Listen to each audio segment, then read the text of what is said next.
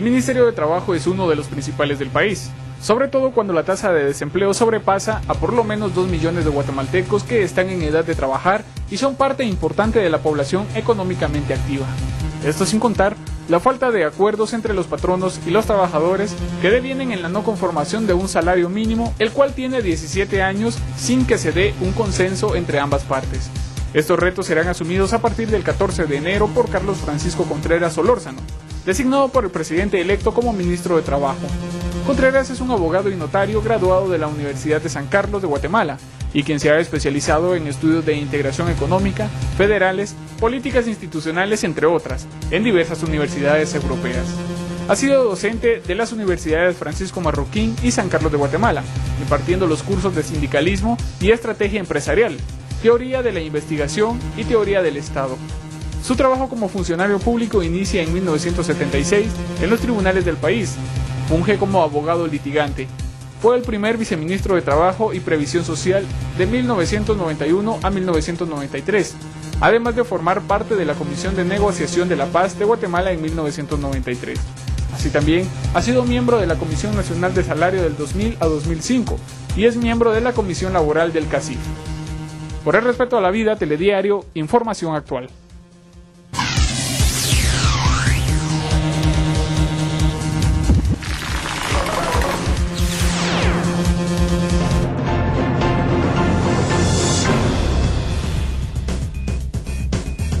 Bueno, y luego de conocer un poco sobre la biografía del licenciado Carlos Contreras, ahora sí también le damos la bienvenida a este cafecito dominical. Muy buenas noches, licenciado, gracias por estar con nosotros aquí en el cafecito dominical. Muchísimas gracias, de veras, es una invitación muy grata, aquí estamos muy contentos. Licenciado, ya empiezan retos bastante fuertes y de hecho estamos viendo que los diferentes ministros que ya toman posesión en el 2012 pues ya han iniciado labores, ¿verdad? Se han dado a la tarea de estar en este proceso de transición e incluso ustedes ya están analizando y llegando a convenios ya con problemas que se están viviendo en diferentes sectores en nuestra sociedad.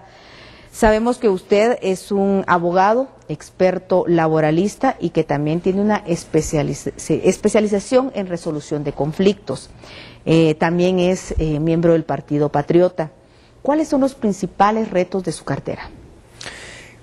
El principal reto de mi cartera es dividido, digamos, en dos grandes temas.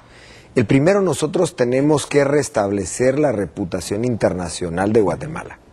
Sí, Guatemala sabemos públicamente que tiene una reputación muy comprometida por la violencia, pero igualmente en ámbitos oficiales internacionales, tales como la Organización Internacional del Trabajo y en el seno del Tratado de Libre Comercio con Estados Unidos, Centroamérica y República Dominicana, tenemos señalamientos muy fuertes en contra del país por la violación sistemática de las leyes laborales. Definitivamente nunca antes en la historia del país habíamos tenido las menciones tan graves que tuvimos en el seno de OIT en la conferencia internacional que se celebró este año. Eso es inadmisible, los guatemaltecos no vamos a vivir con eso. Entonces tenemos que hacer esfuerzos para establecer procesos que nos lleven a mayores niveles de cumplimiento de las leyes laborales, a través tanto de la concientización, la persuasión, como también a través del mejoramiento de la aplicación de las leyes laborales y de, por supuesto, eventualmente la investigación y persecución de las faltas hasta su sanción.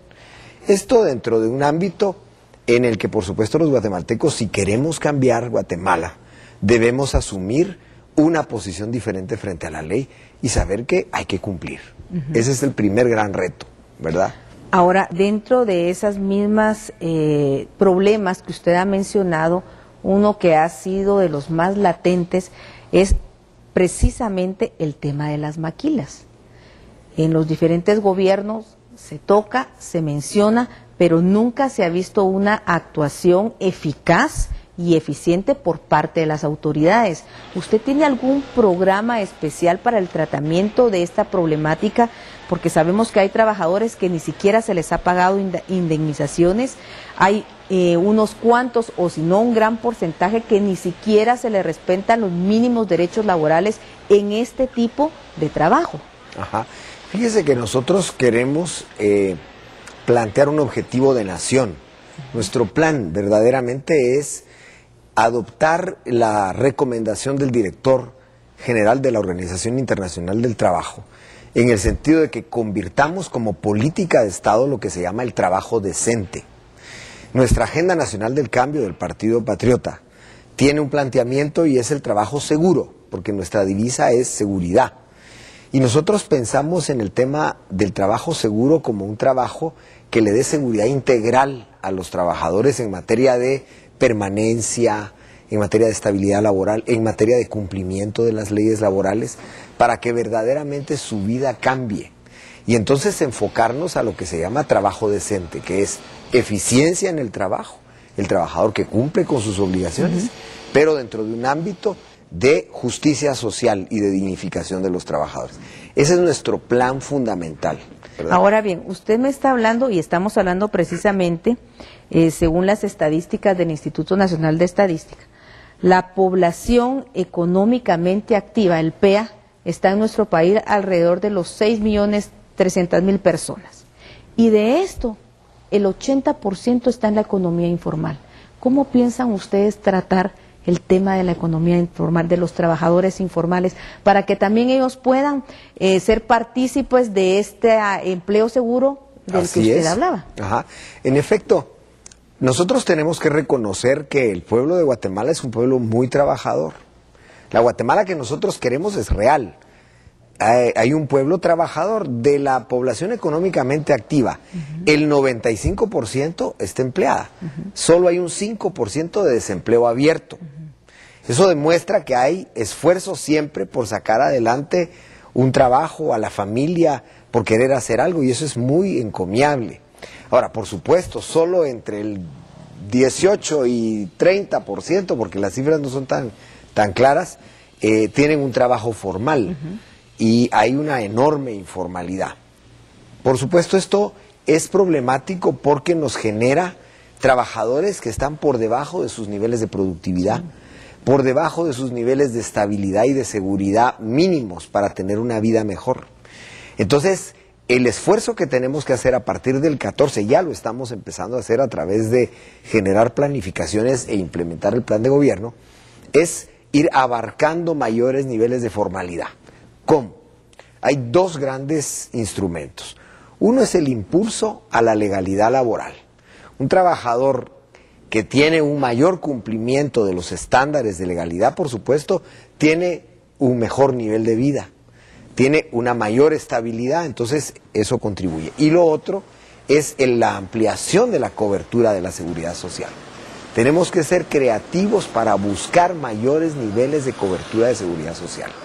Me imagino que ustedes también tienen que hacer una investigación seria sobre todas las empresas que proporcionan un empleo formal, porque también hay quienes no cumplen ni siquiera con lo mínimo que debe de estar en ley, ¿verdad? Y se ha escuchado también de que, como en todas las instancias, también en el Ministerio de Trabajo lamentablemente ha existido la corrupción, ¿verdad? Donde se privilegian a ciertas empresas grandes. Tenemos que el salario mínimo en el sector agrícola y no agrícola es de 56 quetzales y en la maquila, 51 quetzales diarios, ¿verdad? ¿Cómo hacer esto para que también haya un control y haya un respeto tanto en el área rural así como en el área urbana? Es innegable que los servicios de inspección del Estado tienen que funcionar. El Estado tiene que abandonar la actitud de ser un desentendido de lo que está pasando en el país y asumir el reto verdaderamente de ir hacia los problemas y tratar de resolverlos.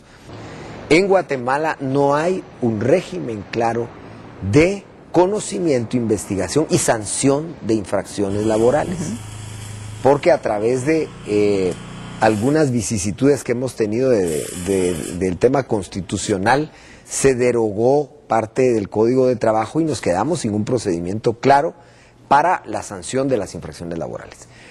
Tenemos nosotros en los primeros días de nuestra administración que lograr un mecanismo legal, indudable y consensuado entre los actores de la producción que nos permita contar con un procedimiento que sancione. ¿Hay algún proyecto de ustedes que incluso estén pensando mejorar esta ley laboral? Claro, no solo un programa... Sin privilegios, por supuesto, ¿verdad? Por supuesto, no, es que necesitamos reglas claras, necesitamos un país con una reputación competitiva. Entonces, todo el mundo tiene que ser medido con la misma vara. Tenemos que restablecer el régimen de legalidad. Y eso implica que generemos un procedimiento dentro del marco de la ley que garantice que una infracción laboral es conocida, es investigada y sancionada expeditivamente, pero garantizando los derechos constitucionales a la defensa y al debido proceso. Primero porque, por ejemplo, los temas como el Tratado de Libre Comercio se nos van a cerrar, pero por otra parte, ¿quién va a querer invertir en un país en donde no hay seguridad de ninguna clase porque cualquiera puede violar la ley? Resumiendo, licenciado Contreras, ¿cuáles serían entonces los primeros pasos o los primeros ejercicios que usted realizaría en estos meses como Ministerio de Trabajo? En primer lugar, nosotros tenemos que garantizar el restablecimiento irrestricto de los procedimientos legales para el conocimiento de infracción de las leyes laborales. Eso hay que hacerlo inmediatamente porque en el conjunto de reglas claras eso falta, lo tenemos que hacer. Segundo, tenemos que iniciar y desarrollar un programa efectivo de concientización para el cumplimiento de las leyes laborales e inmediatamente después iniciar un programa de supervisión e inspección laboral efectivo, ya contando con instrumentos que nos permitan emitir sanciones. Esto tiene que ser un proceso paralelo porque tenemos que trabajar una reestructuración o una optimización del Ministerio de Trabajo, de los recursos del Ministerio de Trabajo, de los servicios de inspección. Eso es lo prioritario, digamos. Sin embargo, es importante desarrollar una serie de actividades diferentes. ¿Cuál sería el presupuesto real que usted necesitaría para poder empezar a aplicar este ejercicio que usted quiere hacer desde los primeros meses? ¿Ha analizado eso? Sí, nosotros tenemos algún indicador al respecto. Tenemos un presupuesto pequeño, un presupuesto de funcionamiento verdaderamente. Y nosotros vamos a necesitar una ampliación del presupuesto específico de inspección que podría duplicarse, pero esa duplicación no va más allá de unos 15 millones de quetzales. Pero es una inversión para el país. Entonces, con ese presupuesto que sí podemos nosotros afrontar, porque muchas veces puede tener usted un presupuesto monstruoso, pero tenemos un presupuesto que nos permita hacer las modificaciones y que nos permita incrementar el número de inspectores y que nos permita hacer los programas de concientización de manera que alcancemos en los primeros meses resultados concretos que le den confianza a los dos actores de la relación laboral. ¿Esto implicaría alguna reingeniería en el ministerio? Fíjese que tenemos que hacer cambios sustanciales. Sin embargo, tenemos que ser humildes frente a la verdad. ¿Qué hay adentro del ministerio? ¿Qué hay adentro de la inspección? Pues se habla mucho, ¿no? La corrupción, se habla de algún tipo de prácticas irregulares. Y creo yo que eso tenemos que percibirlo ya también técnicamente y eso nos va a permitir saber qué tipo de cambios vamos a necesitar implementar. Preferimos hacer un proceso de cambios de ensayo y ajuste que procesos de cirugía mayor, porque necesitamos una institución que empiece a funcionar efectivamente desde el primer día. No podemos someter a la institución a un trauma que después nos coloque en una imposibilidad de responderle al pueblo de Guatemala en los primeros meses.